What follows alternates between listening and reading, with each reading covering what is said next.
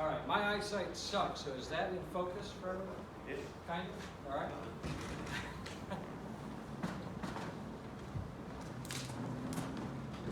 So, brothers, I'm Matt Shelton. I'm a past master of Pontiac Lodge number 21. And I have dug into the history of, particularly the early history of Masonry in Oakland County, just really out of studying the history of my own lodge. So when I was preparing for this presentation, I really wasn't sure what direction I was going to go. There's so much information to cover, and it's not possible for me to go to every lodge and dig through all of the hundreds of years of records and kind of dig out some of that information. So from Grand Lodge sources, there's been a number of books written about the history of Masonry in Michigan, and Oakland County was pretty involved in that early history of Masonry in Michigan. There's been several books by Foster Pratt. He wrote a book in the late 1800s. Trying to remember the other Grand Secretary that wrote one in the 1920s. I don't remember, but I'll come up with it. It was a two-part book. It's very comprehensive, but this subject has been covered by a lot of brothers. There was a relatively recent book written by a brother out of Royal Oak Lodge. There was an earlier book written by another brother out of Royal Oak Lodge. So there's lots of information out there, so I really wasn't sure where I was going to go. So I decided what I wanted to talk about, rather than just into the same information that we always kind of hear about Masonry in Michigan in the early days, I wanted to talk more about the actual formation of the territory, the county in particular, and the timeline that took. So, Michigan as a territory was created in 1805 by an act of the U.S. Congress. Before that, this was just Indian territory. It was just wilderness. The only thing that existed was a couple of military forts, one at Detroit, one at Mackinac, and that was pretty much it. In 1815, the territorial government created the county of Wayne, and that's what Wayne County looked like in 1815. Basically half the state. The other half was Mackinac, but it wasn't a county, it was just a district. So Wayne County actually encompassed the entire state. In 1818, the territory of Michigan was expanded because of the creation of the state of Indiana. And what we have is a large amount of space added, particularly the Upper Peninsula portions, what is now Wisconsin, and some counties were added in that area. Brown County, Crawford County, both in Wisconsin. Michilimackinac, right? Mackinac County basically covered everything on almost all the way down to Detroit. But we had three major counties, Monroe, Wayne, and Macomb, down in southeast Michigan here. 1818 was also the first year that men were sent into Oakland County, or the area now known as Oakland County, to survey it, to find out whether or not this was usable land. Because one thing we may not recognize is the area between Oakland County and Detroit, along Woodward, what was known then as the Indian Trail, the Saginaw Indian Trail, that was all swampland. It was almost impassable, certainly impassable by any kind of wagon with your stuff in it. So they sent guys out, and their first survey that they came back with actually said exactly what I just said. It's trash. Never be usable farmland. We shouldn't even do anything with it. And people believed it for a while. But only about a year. In 1820, a petition was given to the territorial government to create Oakland County. And you can see it was a little bigger than what we kind of expected to be now. St. Clair County was also formed, both of those from Macomb. And then in June of 1820, Oakland County was pretty much platted out the way that we see it today. But there were only two townships. We had Bloomfield Township on the south, Oakland Township on the north end, which included Pontiac. Up until this point, there are no Masonic lodges in Oakland County. There are Masons here because they're starting to move here to form the county. In fact, the first Board of County Commissioners were appointed by the governor at the time, Lewis Cass, and he appointed three men, Ziba Swan, Enoch Hotchkiss, and Jonathan Perrin. They were appointed the first Board of Commissioners. As we continue on, you'll notice these names come about again. The first Oakland County Lodge. It wasn't until December of 1821 that a request was made for a lodge in Oakland County. Now understand that earlier in 1821, Detroit Lodge number 2 was created. So we have the third lodge in the territory. Zion Lodge had been around since Moses parted the Red Sea at that point, but Detroit Lodge had just started. Detroit was just becoming a city. A little previous to this, a little thing called the War of 1812, Michigan stopped being part of the United States because it was surrendered to the British until we got it back. So it wasn't until that kind of all blew over that Michigan started, and it became a territory, that Michigan actually started to do something to become a livable place. Here we have a petition from the inhabitants of the County of Oakland, Territory of Michigan. All of this desirous to us, all sent to the Grand Lodge of New York, because the Grand Lodge of Michigan didn't exist yet. Who sent it? These brothers here. There's 13 or 14 names there. I didn't count them. But those are your 3 county commissioners. All 3 of them were members of the very first lodge. They were all Masons in New York before they moved to Michigan. You look at this list of names, and I will tell you that if you look at the charter and the list of names of almost any lodge in the county of Oakland in particular, Wayne County early lodges, you'll find all of your early political, religious, and intellectual leaders. Military men, Oliver Williams, Enoch Hotchkiss, Daniel Leroy, Amasa Bagley, Judah Church. All of these guys were military in the Revolutionary War. They were all leaders who came here because they were selling Oakland County land for $2 an acre.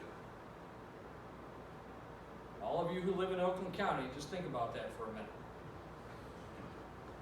$2 an acre. Oakland Lodge number 343 out of the Grand Lodge of New York was chartered July 16, 1822. They really struggled in those early years. Oakland County, literally, they were building it from the ground up. They built the first, the first mills, the grain mills, all of the first everything, sawmills, all the first retail shops, the first attorneys. They were all of these men were Masons. But they were struggling because there was nothing here. There was no good way to get there from here. The railroads didn't exist yet. So these guys were coming to get to Detroit. They had to go down the Clinton River, or along the Clinton River, all the way out to the lake and head south on a boat to get to Detroit, because they certainly couldn't pass along the Saginaw Trail. In those early years, Oakland Lodge wrote the Grand Lodge of New York several times to say, hey, look, we literally live in the middle of nowhere. We don't have any money. Unfortunately, we can't pay our Grand Lodge dues. And the Grand Lodge of New York said, will remit them. That happened 2 or 3 times in those early days.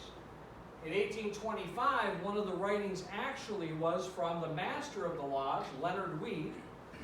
And Leonard Weed wrote the Grand Lodge of New York stating, we've moved from Pontiac to Auburn, just a few miles from Pontiac. And we did that because most of our members' homes are closer there. And so we'd like you to adjust our charter to reflect that we're now meeting in Auburn. And they were meeting at the time in Leonard Weed's home. This is a depiction of his home as it looked in 1825. This picture is from a book by Samuel Durant on the history of Oakland County in general, not Oakland County Masonry. Written in 1877, and there were some beautiful sketches. He had some phenomenal artists that helped him sketch these. This house still existed in 1877. So this is where they met. This was Leonard Weed. He was a multiple-term master of that Oakland 343, and in 1826, he and the other members of the lodge actively participated in the creation of the first Grand Lodge of Michigan. Grand Lodge of Michigan was formed 3 times. This was the first one, 1826. They met in June in Detroit. Members of Detroit number 2, Zion number 1, Menominee Lodge in Wisconsin, Monroe Lodge, but unfortunately no Oakland Lodge. Oakland Lodge didn't attend that June meeting, but they did attend the July meeting. The story goes that in that July meeting, Leonard Weed was elected the first junior Grand Warden, and Smith Weeks, another member of that Oakland Lodge, walked from his home the 25 miles to Detroit to attend Grand Lodge and then walked back. If you can imagine doing that through what was essentially a swampland and wilderness and showing up in a suit and tie and still looking nice. Another, just kind of a note of the early leadership of that lodge, Ebenezer Smith in 1826 deeded his property, or a portion of property, to Governor Cass to be used as a public school and Masonic lodge. In 1877, that deed was still recorded, and that land was still vacant. Some of the early prominent members, right? We have a number of names here. I won't go through them all, but I just want to mention that we have the first Bar Association member of Oakland County. We have one of the first judges of Oakland County. We have the first county commissioners. We have some of the first doctors. Dr. Ziba Swan was one of the first medical doctors in the county. Major Oliver Williams was a well-decorated Revolutionary War vet who was extremely well-known in a multitude of circles. Schuyler Hodges, this guy opened one of the first public houses in the city of Pontiac, and the lodge later met in his public house, but not as Oakland Lodge 343. I took most of the information that I'm going to show you from this book, The History of Oakland County by Samuel Durant. It was written in 1877, and he listed all of the people that he thanked for assisting him in gathering the information. We have a lot of names here. Augustus Baldwin, Charles Draper, Michael Crowfoot, Mark Brewer, H.M. Look, Junius Tenike, A.B. Cudworth, J.E. Sawyer. All of these guys were Masons, every one of them. So about half of this overall list, these were not only prominent members of various professions, business owners, bankers, politicians, mayors, doctors, lawyers, all of these guys, most of them were Masons. And so they were attracted to Masonry at that time. Now, between 1860 and 1870, Masonry in Michigan grew from about 5,800 members to over 20,000 members in a 10-year period of time. Michigan particularly Oakland County, was growing leaps and bounds. People were moving in just in droves into Oakland County. So this book was written at a really high point in Freemasonry in Michigan. If you want to read about the who's who of your area, every one of the townships, cities, towns in Oakland County is covered in this book. And there are biographies of all of the prominent members, and almost every one of those biographies is a biography of a Mason.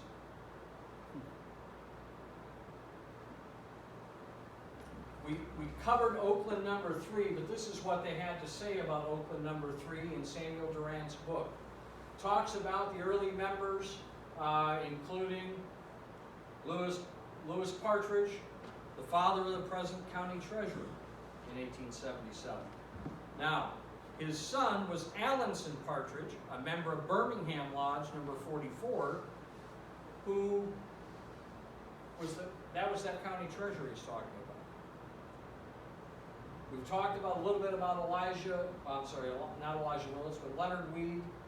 But this book is just actually filled with names of prominent members of the community, and almost all of them you'll find are Masons. I think if you look back at the history of Cedar 60 or Birmingham 44 or Orion 46, and you look at those early days, you will find that this is who was attracted to Masonry in the 1800s, from the beginning of Masonry in Michigan until really World War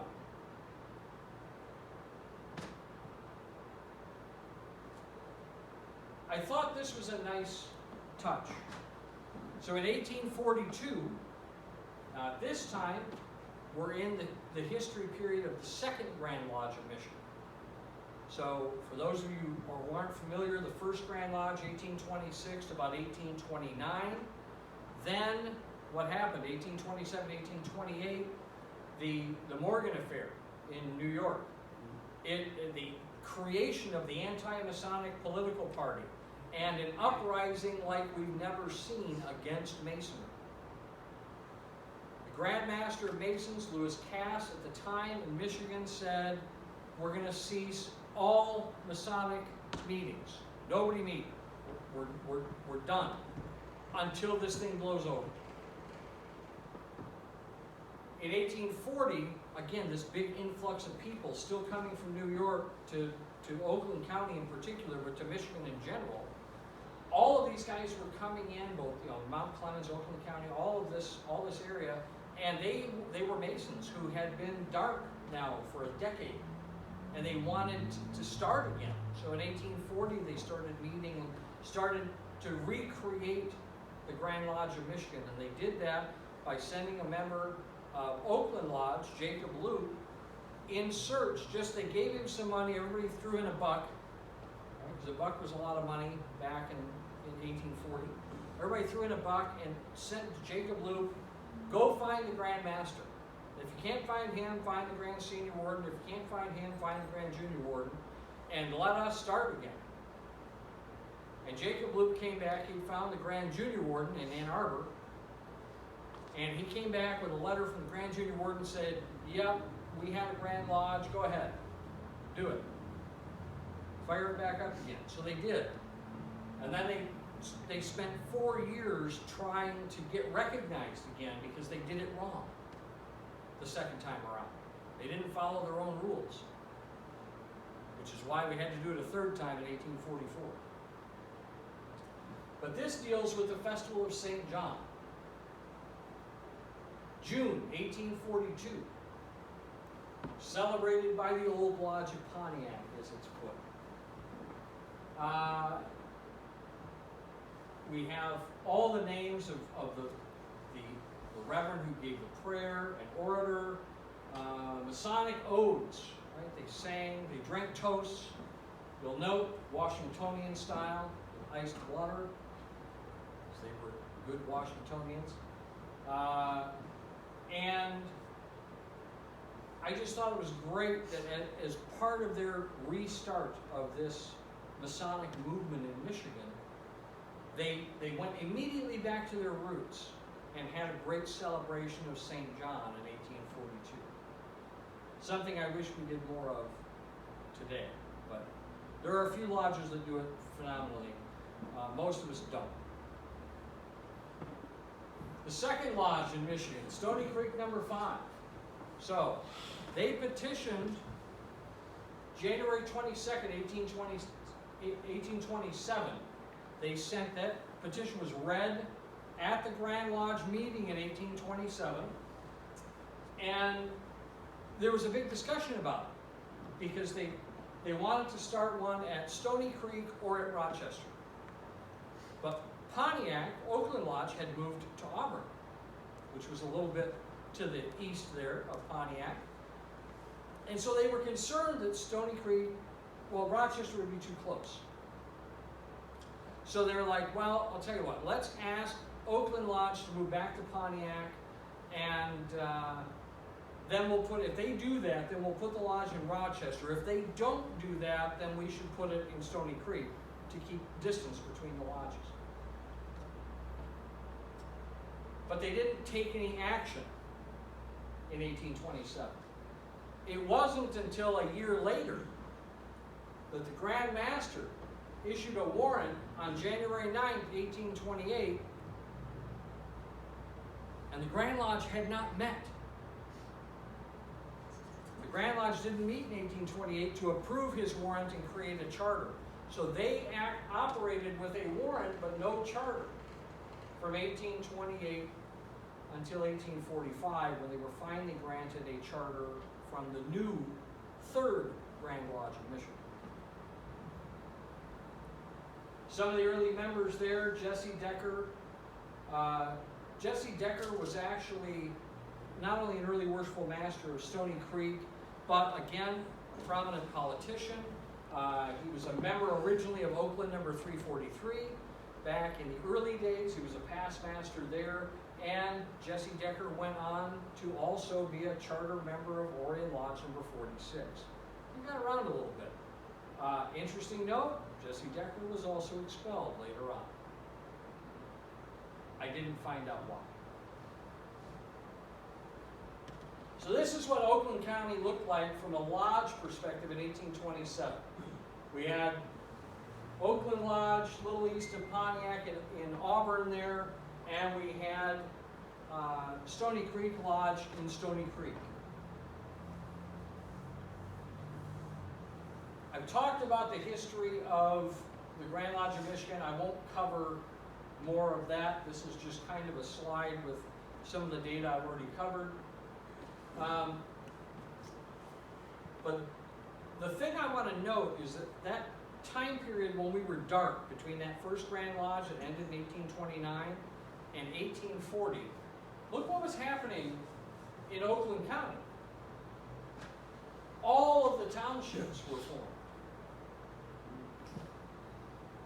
From 1835, 37, 27, all of this happened right up until 1840. This is the population. I mentioned the population explosion in Oakland County. 1830, there were only 4,900 people here. In 1820, 330. And just a year later, 1821, some of those guys petitioned for that first lodge. 13 of them. Now look again, 4,900. Then we jumped to 23,000 in 1840. Another jump, 31,000, 1850. 1860, 38,000. Then we lose a few by census in 1864, probably due to men getting killed in the Civil War. 1870, we're up to 40,000. 1874, we kind of backed off a little bit in Oakland County. But as the county grew, so did Masonry. And I've talked a little bit about the Second Grand Lodge, so I won't cover anything more on that. I will note, though, that Second Grand Lodge in 1844, after 4 years of trying to get recognized, they finally took the advice of a brother from the Grand Lodge of New York and said, he said, look, if the 3 original lodges that made Michigan's Grand Lodge in 1826, if those guys were to just send us a letter and say they'd like a charter reinstated, we would do that. And then you can form your Grand Lodge again. So that's what they did in 1844. They answered, this was again 1840, they answered a general call to Mount Clemens.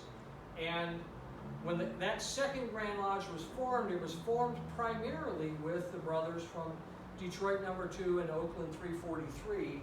And where they met, this is a depiction of the Hodges house. I mentioned Schuyler Hodges being that kind of prominent businessman and banker from Oakland County, from the Pontiac area. So that was the public house, the tavern that he ran.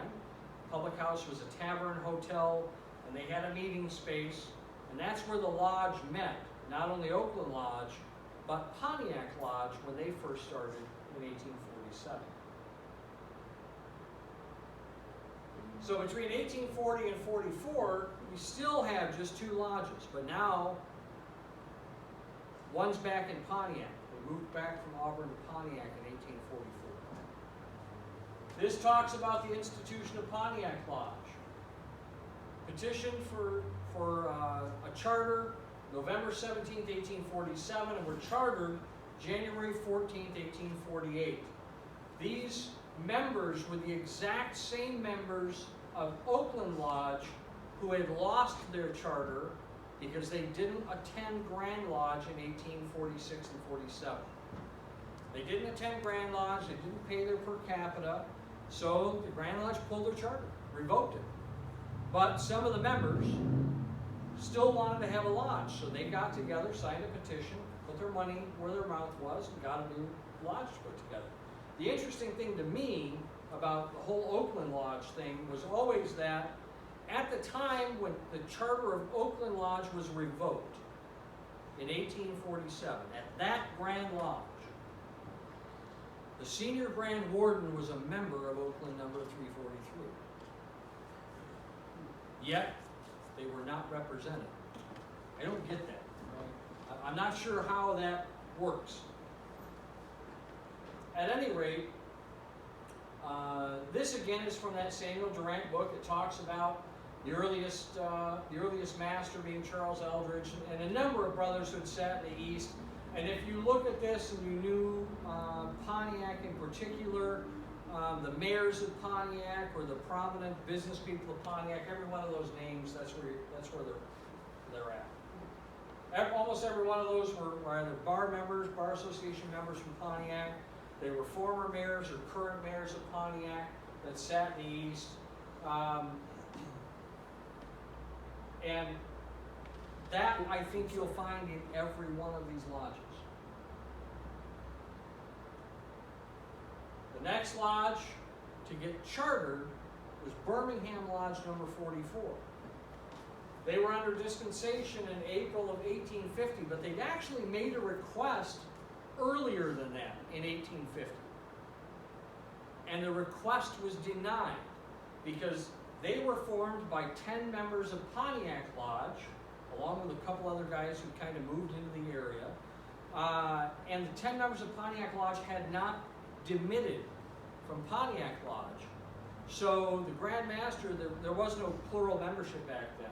The Grand Master denied their original petition because the members couldn't be members of 2 lodges. So they went back, demitted from Pontiac Lodge, put the petition in again, and were issued dispensation in April of 1850 and chartered January of 1851. Again, these names, Ebenezer Raynell, Scribe Blakely, Friend Belding, all of these guys were prominent business people, prominent politicians from the Birmingham area who were members previously of Pontiac Lodge. This also notes their first lodge building and their second lodge building. So the first lodge building you'll note here is occupied by the Patrons of Husbandry, another one of those fraternal organizations. The late 1800s were known for a ton of fraternal organizations. That was one. and we shared a building with them. And then they moved to the second story of the post office building on Mill Street, and it gives us our present members of the lodge as well. Acacia Lodge number 45, a lodge nobody remembers.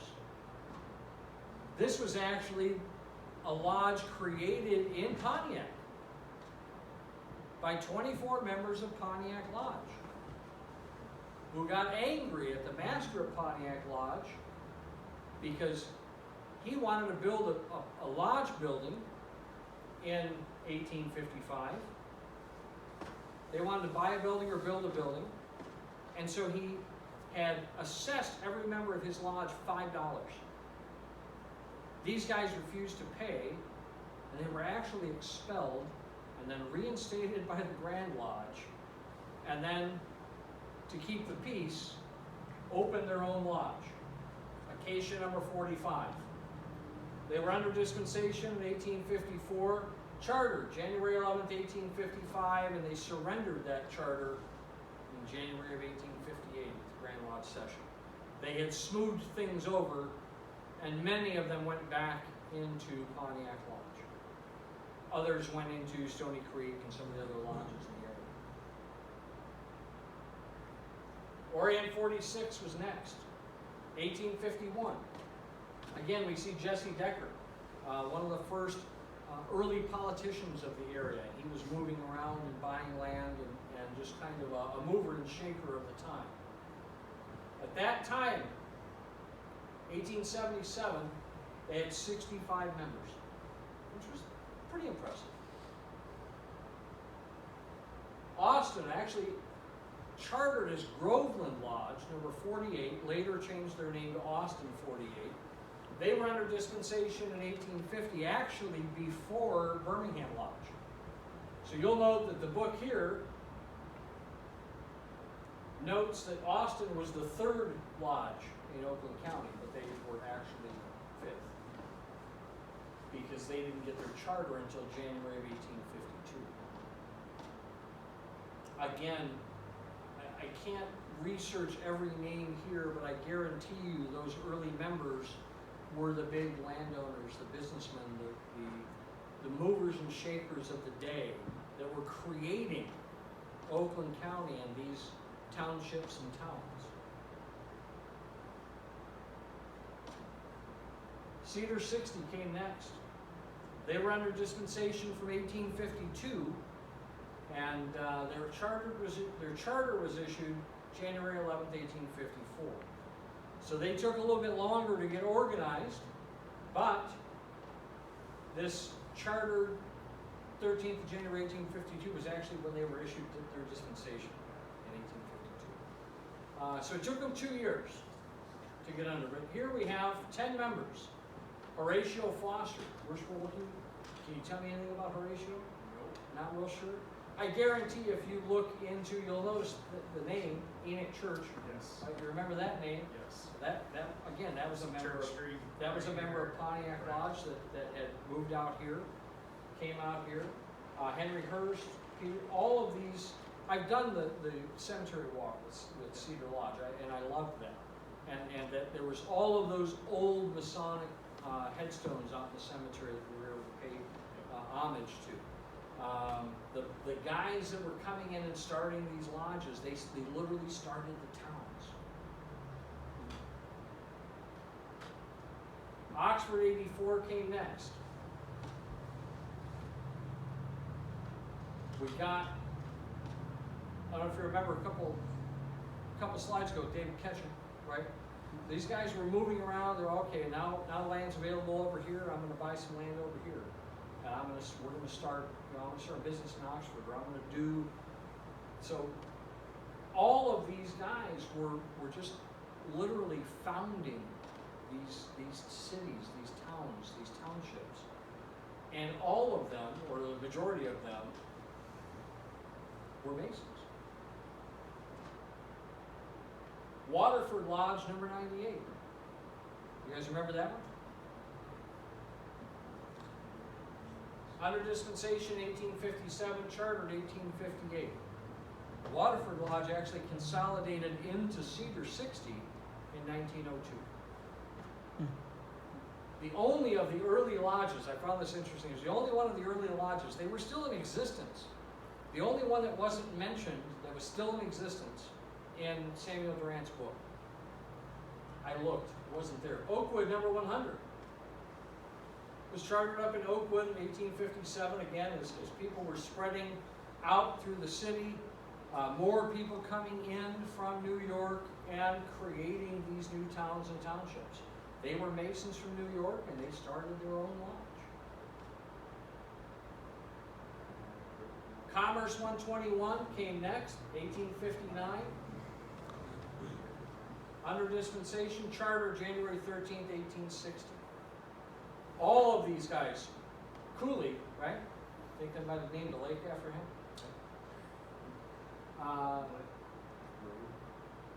These were the guys that just handled everything in the day.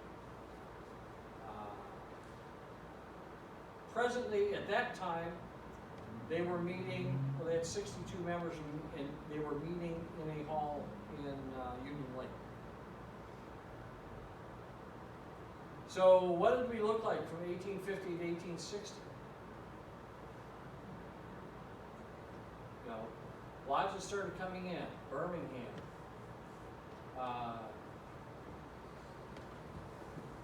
All of these lodges kind of cropped up in that 10-year period of time. We went from 2 lodges to, what do we got there, 11?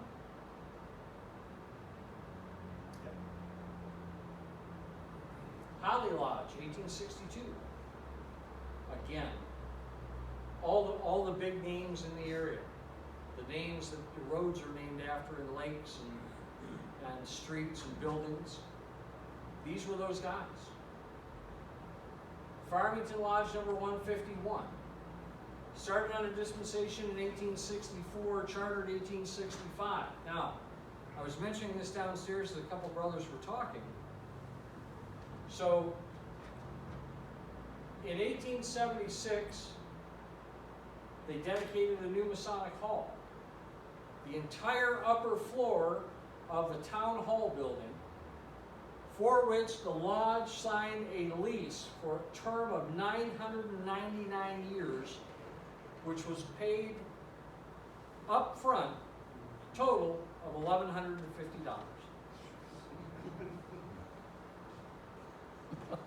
It's a heck of a lease.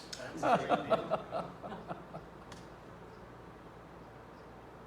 Milford 165, Farmington and Milford were chartered the same day. Again, primary officers, all the business owners and politicians from Milford. They currently rented a hall in 1869, and I've got to be honest, I'm not sure if it's the same one that they rent today, but it's possible. Present membership of 108, 12 years after they were chartered. South Lyon 319, now they were not covered in the book, primarily because the book was written 1877, it was published, so it was being written 1873-4. They really weren't around for the editing process of the book, so they weren't included in Samuel Durant's book. South Lyon was, but their lodge was not. They went under dispensation in 1873 and were chartered January 29, 1874. Ortonville 339, which went under dispensation, this one was covered in the book, which I thought was kind of odd. Dispensation 1875, Charter 1877, and this book was published in 1877, so this was like a last-minute entry. So from 1860 to 1880, we have these other lodges popping up.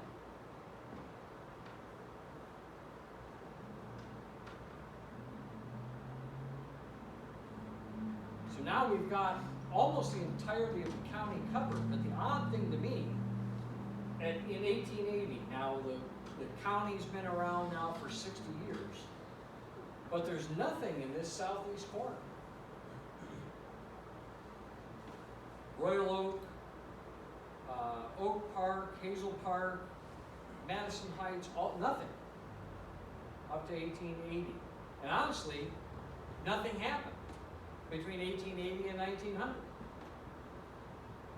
The next event in Oakland County history was the consolidation of Waterford Lodge into Cedar Lodge, number 60 in 1902. Royal Oak wasn't chartered until 1912, and they were chartered based on several members of Birmingham Lodge opening a new lodge in Royal Oak.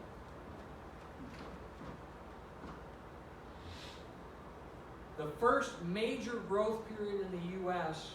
was during the lead up and following World War I. And we had several lodges come into existence in Oakland County in that time period. From lead up into the early 1920s, just following World War I. So Ferndale 506, Roosevelt 510, Walled Lake 528, all in that 1921, 22, 1924 period. Behind them, Berkeley Lodge in 1925, and then a second lodge in Royal Oak with Northwood Lodge 551, and then a lodge in Clawson with Treeland Lodge, both chartered in 1929. So now we start filling that corner.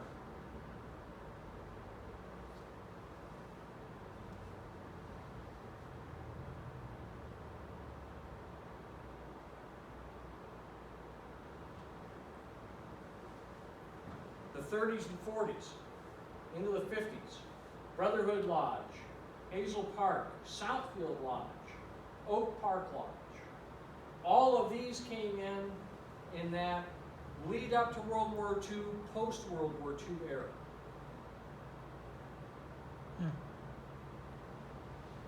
Where did they go? Because all those lodges aren't still around. Oakland number 3, their charter was revoked in June of 1847 because, as I mentioned, they didn't pay their Grand Lodge per capita and failed to attend Grand Lodge even though the Senior Grand Warden was a member of their lodge. I don't get it. Troy Lodge number 599. They consolidated into Highland Park Lodge in 1982. Oakwood 100 consolidated into Orion in 1991. Loyalty Lodge. This is a lodge that moved into I think Oak Park area and consolidated into Northwood in 2000.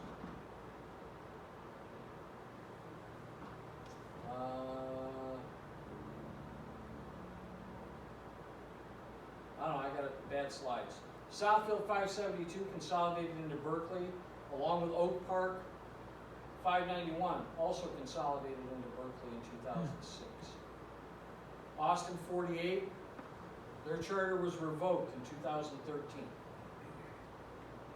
Hazel Park 570, consolidated into Royal Oak in 2014, and Brotherhood into Ortonville in 2018.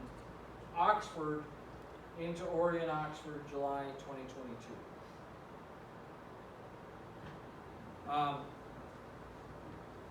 The one thing that I found probably the most interesting in looking at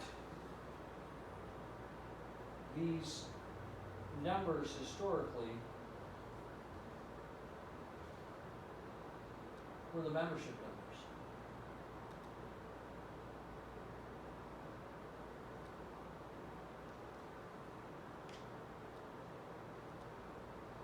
Damn it.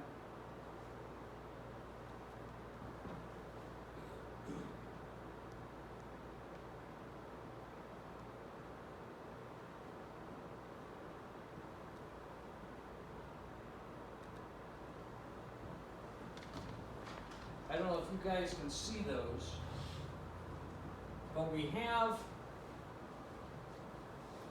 you can see the explosion of membership. These lodges all have, you know, with the exception of Pontiac Lodge, they all have under 200 members, most of them between 60 and 80 members, a couple of them that were also in kind of downtown areas, like Birmingham, right, they were up until 1900, right, all under 200. It was kind of almost like the membership numbers that we see today in lodges. And then we see an explosion. Between 1900 and 1910, Pontiac went from 236 members to 398. By 1930, they were at 1,124. In that same time frame, Royal Oak Lodge, that just was chartered in 1912, by 1930, they were up to 640 members. By 1960, they had 1,000. We had this massive explosion of membership that happened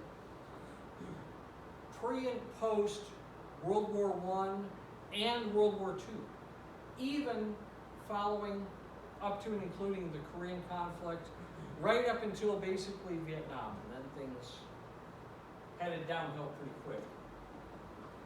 The state of Michigan hit its peak membership in 1959 at about 160,000 or so. When we look at the peak in Oakland County, we hit just under 15,000 members in 1980. Almost 20 years after the peak for the state. And that was primarily due in 1970. You see all these lodges between 1970 and 1980. You see a number of lodges that actually moved into the county from Wayne County. Highland Park, Loyalty, Craftsman, Mosaic, Foursquare, Ancient Craft, St. Nicholas. All those lodges moved in from Wayne County and Oakland County between 1970 and 1980. So we hit our peak because those lodges moved in, not because we were still growing. I hope you found some of this interesting. I hope that you'll take a look at some of the books that I used to gather the data. I think the History of Oakland County books, both by Samuel Durant, Thaddeus Seeley, are excellent. They're a great way to explore not only the history of your own local town or township or city, but they include a lot of great information about the people. And those people were not only influential in those towns, but a lot of those people were influential in their lodges. So, brothers, I've taken up probably more time than I should. I thank you, and I will turn it over to our next presenter.